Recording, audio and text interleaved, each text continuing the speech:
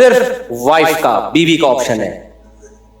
پھر نبی صلی اللہ علیہ وسلم نے بار بار اس عمل کو حرام قرار دیا ہے, لیکن اس وقت میڈیا کا ایسا دور تھوڑی تھا. زمانے جاہلیت کی ایک رسم تھی, چلتی چلی آ رہی تھی, لوگ پھر بھی متع کر رہے تھے, ان کو نہیں پتا تھا کہ یہ حرام ہو گیا ہے. حضرت عمر نے اسی حرام کو اپلائی کیا ہے کہ بھائی اب زنا والی سزا دوں گا, کوڑے ماروں گا اس کو, میں شادی شدہ ہوگا تو رجم کروں گا. سمجھتے ہو کہ نہیں سمجھتے ہو؟ حضرت عمر نیا کام نہیں کر سکتے. بالکل اسی طرح زمانہ جاہلیت میں 3 طلاقیں ایک سمجھی جاتی تھیں, چاہے ایک مجلس میں ہو یا الگ الگ مجلس میں ہو. اس میں ایک مجلس کا کہیں تذکرہ نہیں ہے, 1 مہینے میں ہو یا 3 مہینے میں ہو, ایک سمجھی جاتی تھی. یہ عبداللہ بن عباس کی صحیح حدیث ہے موطا کی.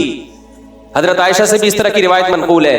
پھر اللہ نے قرآن میں حکم نازل کیا کہ یہ حکم منسوخ, اب 3 کے بعد تمہیں رجوع کا حق بولو نہیں ہے. تو منسوخ ہو گیا, لیکن عین ممکن ہے جیسے متع کا بہت سارے صحابہ کو, بعض صحابہ کو علم نہیں ہوا کہ حرام ہے, ایسے ہی عین ممکن ہے 3 طلاق کے ایک والے مسئلے کا بعض صحابہ کو علم نہ ہو کہ وہ حرام ہو گئی. اب 3 کے بعد رجوع کا حق نہیں ہے, کیونکہ ہمیں حدیث ہی سے پتہ چلتا ہے کہ نبی کے دور میں اکٹھی 3 طلاقیں آپ کی محفل میں دی گئی ہیں اور آپ نے اس کو نافذ کیا ہے. بخاری کی حدیث ہے. سمجھ میں نہیں آ رہی میرا خیال ہے بات؟ یہ میری کتاب ہے نا طلاق ثلاث پر, وہ کبھی پڑھ لیں. اس لیے میں کہتا ہوں یہ اہل حدیثوں نے بہت بڑا بلنڈر کیا ہے جو 3 طلاق کو ایک کہتے ہیں, کخ بھی نہیں ملتا ہمیں اس میں. اور پھر بھی یقین نہ ہے کوئی اہل حدیث کا بڑا عالم آئے خوشبو لگا کے, تو جواب دوں گا انشاءاللہ. یہ مجھے بلا لو, میں خوشبو لگا کے آ جاؤں گا. تو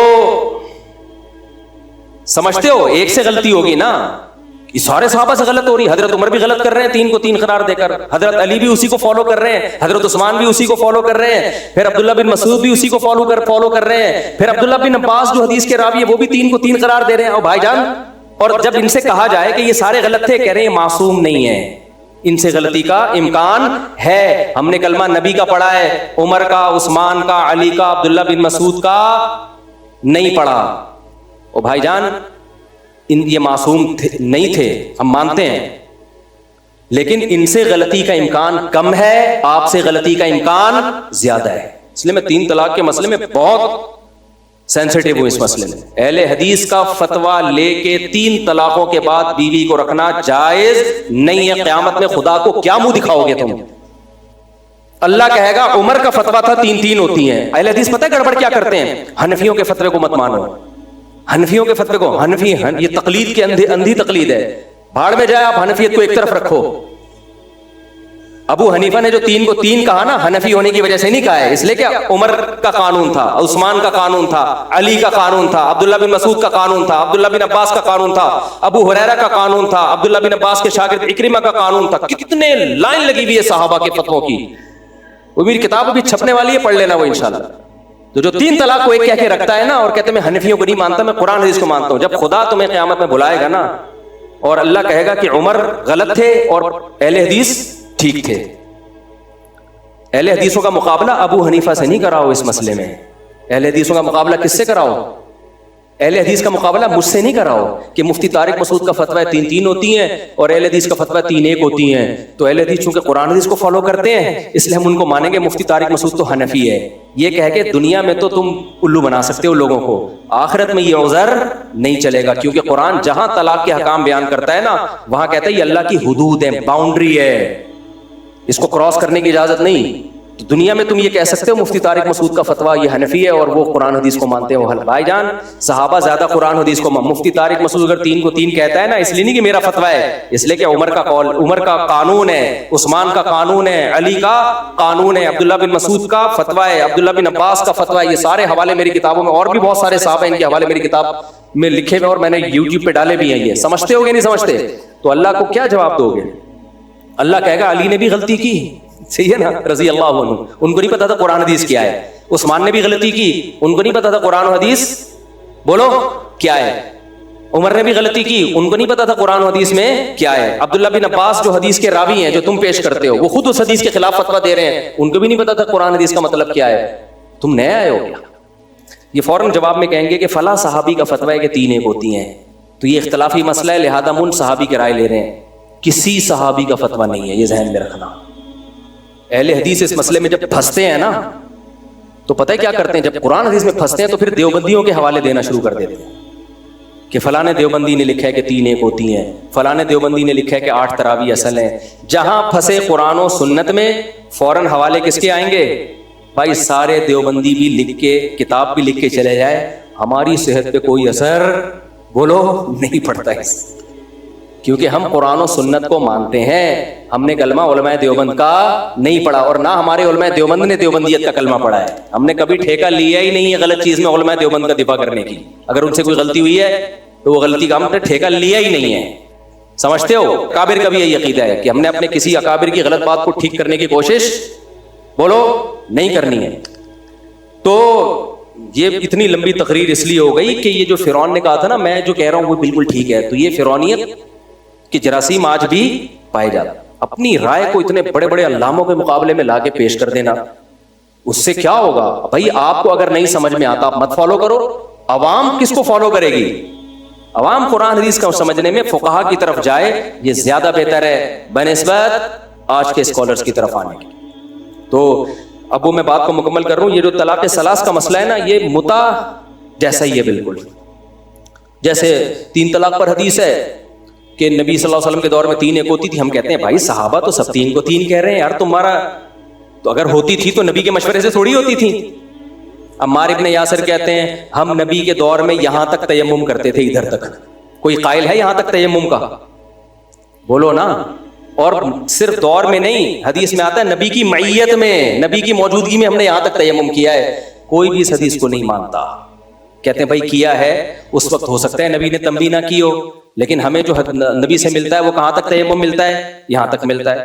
تو وہ کہہ رہے ہیں ہمارے ابن یاسر نے کیا ہے تو ان کا اپنا ذاتی عمل ہے.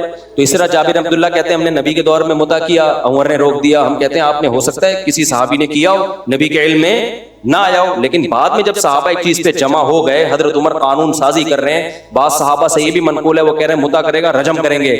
اور عقل بھی کیا کہتی ہے کہ اسلام میں ایسی بے غیرتی کی اجازت نہیں ہونی چاہیے. تو بالکل اسی اسٹائل میں دلائل 3 طلاق کے بھی ہیں. تو ہم اہل حدیث بھائیوں سے کہتے ہیں کہ حضرت آپ نے جس طرح کھینچا تانی کر کے 3 کو 1 کیا ہے نا, اس سے آسانی سے کھینچا تانی, آسانی زیادہ کھینچی تانی نہیں کرنی پڑتی. متا حلال اس سے زیادہ آسانی سے ہوگا. سمجھتے ہو؟ متا اس سے زیادہ, کیونکہ جابر بن عبداللہ جو کہہ رہے ہیں نا کہ ہم نبی کے دور میں متا کرتے تھے, عمر نے پابندی لگائی, جبکہ عبداللہ بن عباس کہہ رہے ہیں 3 نبی کے دور میں 1 ہوتی تھی, عمر نے 3 کی ہیں. تو عبداللہ بن عباس کا صحیح سند سے فتویٰ ہے کہ 3 ہوتی ہیں. اس کا جواب دینا آسان ہے, متا کا جواب دینا مشکل ہے. آپ کے پاس اصل دلیل یہی ہے کہ بھائی ہم کس کو ہم ائمہ مجتہدین جو اہل سنت والجماعت کے ان کو فالو کرتے ہیں, اور وہ چاروں اس پر جمع ہیں. اہل سنت والجماعت کے جو امام ہیں 4, وہ چاروں اس پر جمع ہے کہ متا اور زنا میں کوئی فرق نہیں ہے. تو ہم وہ تشریح مانیں گے جو ان کی ہے. اگر آپ اپنی طرف سے تشریحات کا دروازہ کھول دو گے نا تو امت کا پروگرام بڑھ گیا. یہ بھی حلال ہوگا متا کچھ دنوں میں. اور ایک صاحب نے تحریر لکھی کہ ایکچولی نوجوان جو باہر ملکوں میں جاتے ہیں ضرورت کے پیش نظر زنا سے بچنے کے لیے, ایکچولی اتنی پرابلمز ہوتی ہیں تو علماء کو اس پہ غور کرنا چاہیے. اختلافی مسئلہ ہے, بعض تابعین سے جواز منقول ہے, اور بعض جو ہے نا وہ اسلاف میں بعض لوگوں سے اس کا جواز منقول ہے. تو اختلافی تو مانو نا, پہلے یہ ہم سے منوائیں گے اختلافی ہے, اس کے بعد پھر کہیں گے جب مسئلے میں اختلاف ہوتا ہے تو لچک ہوتی ہے, تو ضرورت کے بیس پہ دوسری قول پر عمل کرنا کیا ہو جاتا ہے؟ جائز ہو جاتا ہے. لہذا پھر وہاں سے کیا کرو گے؟ جواز کا فتویٰ لو. جب تک ہم زندہ ہیں انشاءاللہ ایسا ہونے نہیں. اور جو بے غیرت دلیل دینا متا کے حلال ہونے کی, اس کو بول تو اپنی بیٹی متا کے لیے پیش کر. تو اپنی بیٹی اناؤنسمنٹ فیس بک پہ ڈال کہ یہ متا کے لیے تیار ہے. تصویر نہ لگاؤ, نام پتا دے دو اس کا. کوئی کرے گا غیرت مند یہ ایک دم غصے میں آئے گا نا, وہ کیا خیال ہے بھائی غصہ کیوں ہو رہا ہے, اس میں غیرتی والی کیا بات ہے؟ ایک چیز حلال ہے تو غصہ کیا؟ اپنی بچیوں کے رشتوں کے لوگ اشتہارات ڈالتے ہیں کہ نہیں ڈالتے؟ اس میں کسی کو غصہ آتا ہے؟ ابے کیا ہو گیا, وہ کہ بغیرتی سمجھی جاتی ہے. شادی دفتروں میں بھی جاتے ہیں, بھائی ہماری بچی ہے, اتنی کوالیفیکیشن ہے, کوئی مناسب سا منڈا ہو تو خوشبو لگا کے ہمارے گھر اس کو بھیج دیں. سمجھ میں آ رہی ہے بات؟ اس میں کوئی بغیرتی نہیں سمجھی جاتی. حضرت موسیٰ علیہ السلام کی جو اہلیہ تھے, ان کے والد نے خود رشتہ پیش کیا کہ میری بیٹی میں آپ سے اس کا نکاح کرنا چاہتا ہوں. حضرت فاطمہ کا نکاح نبی صلی اللہ علیہ وسلم نے خود کس پہ پیش کیا؟ حضرت علی پہ. حضرت فاطمہ, سیدہ فاطمہ جب بالغ ہوئی, بہت رشتے آئے, فرمایا میں نے ان کو کن کے لیے رکھا ہے؟ علی کے لیے. بڑی فضیلت ہے سیدنا علی کی, ہے نا. تو اسی طرح صحابہ میں یہ تھا. حضرت تو بہت ساری مثالیں ملتی ہیں. اگر یہ متع حلال ہے اس دلیل کی بیس پہ کہ جابر بن عبداللہ صحیح مسلم میں کہتے ہیں نبی کے دور میں ہم متع کیا کرتے تھے، ابو بکر کے دور میں، اور عمر نے پابندی لگائی، اگر اس حدیث کی بیس پہ حلال ہے تو بھائی اپنی بیٹی آپ اشتہار دو کہ ہمارے ہاں متع سینٹر کھلا ہوا ہے. سمجھ میں آ رہی ہے بات کہ نہیں آ رہی؟ متع سینٹر ہے اور اپنی بیٹی کوئی پیش کرے، یہ سن کے بھی اس کو کانپنے لگے گا غصے سے، اس کا مطلب یہ بے غیرتی ہے، اور بے غیرتی اسلام میں جائز بولو نہیں ہو سکتی. تو وہ حدیث کا وہ مطلب نہیں ہے جو لیا جا رہا ہے. تو یہ جو لوگ کہتے ہیں نا کل ما صح فهو مذهبی عن رسول اللہ صلی اللہ علیہ وسلم، جو کچھ نبی سے حدیث ثابت ہے میرا مذہب ہے، اتنا آسان کام یہ ہوتا نا فقہی مسائل میں، جو حدیث جیسے آ گئی آپ نے عمل کرنا ہے تو پھر متع بھی حلال ہوگا. پھر اور بہت سارے مسائل ہیں تو تبھی اجتہاد ہوتا ہے، مجتہدین بیٹھتے ہیں، بڑے بڑے اسکالرز جو گزر چکے ہیں انہوں نے زندگیاں کھپا دی ہیں قرآن حدیث کو سمجھنے میں، مرتب کرنے میں. اب جب مرتب ہو گیا تو ہم اسی کے پابند ہیں، ہمیں اس سے دائیں بائیں ہٹنے کی اجازت نہیں ہے. اور اگر کوئی اسکالر ہٹتا ہے تو اپنی ذات کی حد تک ہٹے، وہ پبلک کو اس پہ لانے کی کوشش مت کرے، وہ بڑا غرق کر دے گا وہ لوگوں کا. ہو رہا ہے غرق، اور ابھی متع پہ باتیں شروع ہو گئی ہیں کہ ایکچولی وہ مجبوری ہوتی ہے کہ نوجوان کیا کرے، کہاں جائے، تو مجبوراً ہم شیعہ مسلک سے لے لیتے ہیں یا فلاں تابعی کا یہ مذہب ہے. ایسے شاذ اقوال تو ہر جگہ مل جائیں گے آپ. تو ایسے کسی نے مضمون لکھا ہو تو مجھے اس پہ غصہ آ رہا تھا، میں نے کہا مجبوری میں زنا کو تم حلال قرار دے رہے ہو تو مجبوری کس بات کی رہ گئی؟ کتنا ٹائم لگتا ہے، جاؤ کسی طوائف کو پکڑو، 2 گواہ لے کر آؤ، بولو 2 دن کی شادی ہو رہی ہے ہماری، 1 ہفتے کی شادی ہو رہی ہے ہماری، اور 1 ہفتے بعد طلاق کے بغیر آٹومیٹکلی نکاح کیا ہے؟ مطلب تو یہ زنا ہی تو ہے. فیملی سسٹم کو بچانے کے لیے اسلام نے زنا کو حرام قرار دیا تاکہ کمبختوں شادیاں کرو، جو کرنے کا کام ہے. اس سے وہ اس کا پروگرام اور بھی بڑھ جائے گا. جب متع سینٹر کھلیں گے تو شادیوں کا رواج بڑھے گا یا کم ہوگا؟ اور بیڑا غرق ہو جائے گا. متع سے کون چاہتا ہے کہ میری اولاد ہو؟ 1 ہفتے کی جو بیوی ہوتی ہے اس سے کوئی اولاد چاہتا ہے؟ کون چاہے گا اس سے اولاد ہو؟ تو اس لیے ہم اس کبھی جب کوئی متع کے فضائل سنا رہا ہوں نا فیس بک پہ، اس کو بولو اس پہ دلائل نہ علمی دیا کرو. یہ علمی دلائل سے مسئلہ عوام میں اتنی دلائل سمجھنے کی صلاحیت نہیں ہوتی. اس سے کیا ہوگا، عوام آہستہ آہستہ اس کو ایکسپٹ کرنا شروع کر دے، کیونکہ عوام کے پاس علم نہیں ہوتا. وہ جب دلائل دیکھیں گے نا، یہ حدیث فلانی حدیث، فلانے صحابی کا قول، فلانے تابعی کا قول، اور فلانے بخاری کے راوی اس کی طرف منسوب، تو ایسی چیزوں سے آہستہ آہستہ عوام کہتے یار دلائل تو ہیں بیٹا دلائل، حالانکہ وہ کتنے پانی میں ہیں وہ دلائل، ان کی حیثیت کیا ہے وہ تو صحیح علماء جانتے ہیں، ان میں وزن کتنا ہے. ایک صاحب نے کہا کہ دیکھو شریعت میں مسئلہ یہ ہے کہ جو اختلافی مسئلہ ہوتا ہے نا، اگر گورنمنٹ اس پہ فیصلہ کر دے جج، تو وہ نافذ ہو جاتا ہے. مثال کے طور پر سعودی عرب میں چاند ایک دن پہلے نظر آتا ہے، یہاں کے علماء کو اس پر اشکالات ہیں، خود سعودیہ کے علماء کو بھی اشکالات ہیں. اب اختلاف ہے علماء کا اس میں کہ وہ ٹھیک ہے یا نہیں، لیکن جب گورنمنٹ نے فیصلہ کر دیا، سعودی عدالت نے فیصلہ کر دیا، تو وہ سب کے لیے نافذ. خوب سمجھو اس مسئلے کو، تھوڑا علمی بات ہے، بور نہ ہو جائیں کہیں آپ. جہاں بھی مجتہدین کے درمیان اختلاف ہوتا ہے نا کسی مسئلے میں، تو اس میں اب ریاست نے اگر کوئی فیصلہ کر دیا تو پھر شریعت میں وہ فیصلہ نافذ ہو جاتا ہے. سمجھتے ہو؟ مثال کے طور پر کسی نے طلاق بائن دی بیوی کو، 1 طلاق دی بائن. اب آپ تھے انڈونیشیا میں، ملیشیا میں، وہاں کی عدالت شافعی فقہ کو فالو کرتی ہے. آپ کا کیس گیا کورٹ میں، ٹھیک ہے نا. اب کورٹ تو شافعی فقہ کو فالو کر رہی ہے. کورٹ نے فیصلہ کر دیا کہ بھائی 1 طلاق امام شافعی کے ہاں بائن ہوتی نہیں ہے، وہ لازمی رجعی ہوتی ہے. کورٹ نے فیصلہ کر دیا کہ آپ کو رجوع کا حق ہے. تو شریعت میں یہ قانون اور ضابطہ ہے کہ جج کا فیصلہ آپ کے جو مسلکی اختلاف ہے اس سے بالا تر ہو، کیونکہ اللہ نے حکم دیا ہے کہ اطاعت کرو حکومت کی، تو وہ نافذ ہو جائے گا آپ کے اوپر. سمجھتے ہو؟ آپ آج کل کے اسکالر کی آپ بدماشیاں دیکھو، اس قانون اس اصول سے کیسے کھیل رہے ہیں. چند دن پہلے کے اسکالر کی ایک تحریر چلی کہ 3 طلاقوں کے بعد لوگوں کے گھر اجڑ رہے ہیں، ہم ایسا کرتے ہیں گورنمنٹ سے یہ قانون پاس کروا کے کہ وہ 3 طلاق کو 1 قرار دے. پھر یہ قانون جب پاس ہو جائے گا تو پھر یہ ہوگا یہ کہ پھر کوئی حنفی، شافعی، مالکی، حنبلی جتنے بھی مسلمانوں کے مسلک ہیں نا، جب بھی 3 دیں گے تو ہوں گی کتنی؟ وہ گورنمنٹ کے قانون کی وجہ سے کتنی ہوں گی؟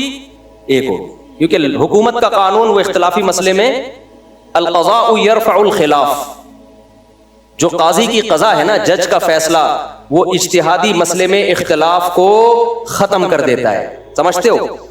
تو میں اب آپ کو بتا رہا ہوں کہ کس قدر ایک چیز کو آج کل کے اسکالر جن کے پاس علم میں عمق نہیں ہے، گہرائی نہیں ہے، وہ کیسے اسلامی اصول اور ضابطوں کا غلط استعمال کرتے ہیں. یہاں کیا میں نے پھر اس پہ لکھا، میں نے کہا یار یہ اس نے کتنی بڑی ضلالت کی ہے. 2 ضلالتیں اور یہ نمبر 1 پہلی بات تو یہ کہ 3 طلاق کا مسئلہ اختلافی ہے ہی نہیں، یہ تو بنایا گیا اختلافی. یہ جبکہ ہے جب دلائل دونوں طرف ہو، اختلاف ہو صحابہ میں، ائمہ مجتہدین میں، جبکہ یہاں چاروں امام کیا ہیں، اہل سنت کے جتنے بھی مجتہدین ہیں وہ سب کیا ہیں، اس پر متفق ہیں. تو اختلافی مسائل میں ہوتا ہے، اجماعی مسائل میں حکومت کا فیصلہ معتبر نہیں ہوتا. مثال کے طور پر حکومت یہ قانون بنا دے کہ متع کی پرمیشن ہے تو کیا حلال ہو جائے گا متع؟ آپ کہو بھائی بعض مجتہدین کا تو اختلاف تھا، تابعین میں ہمیں بعض اقوال ملتے ہیں کہ متع کو جائز سمجھتے تھے. ہم کیا کہیں گے بھائی اہل سنت والجماعت کے چاروں امام اس پر متفق ہیں کہ متع کیا ہے، حرام. تو یہ اتفاقی مسئلہ ہے. اب گورنمنٹ اگر لا بنا بھی دے نا متع کے حلال ہونے کا تو وہ حلال نہیں ہوگا. تو 3 طلاق پر بھی اجماع ہے. دوسری بات یہ کہ اگر کوئی مسئلہ اختلافی ہو، جج کی ذاتی رائے یہ ہو، جج بھی مجتہد ہو، غور و فکر کر کے وہ ایک رائے قائم کرتا ہے، تو چونکہ وہ حکومت میں ہے جس کی اطاعت کا ہمیں حکم ہے، پھر جب وہ فتویٰ دیتا ہے تو وہ اختلاف میں نافذ ہوگا. یہ مطلب نہیں ہے کہ آپ کو پتہ ہے قول کمزور ہے، ضعیف ہے، آپ اس بیس پہ گورنمنٹ سے جا کے پاس کرواؤ تاکہ یہ نافذ ہو جائے. اس کی عالم اسلام میں کوئی مثال نہیں ملتی. یہ دین کے ساتھ بدترین خیانت ہے.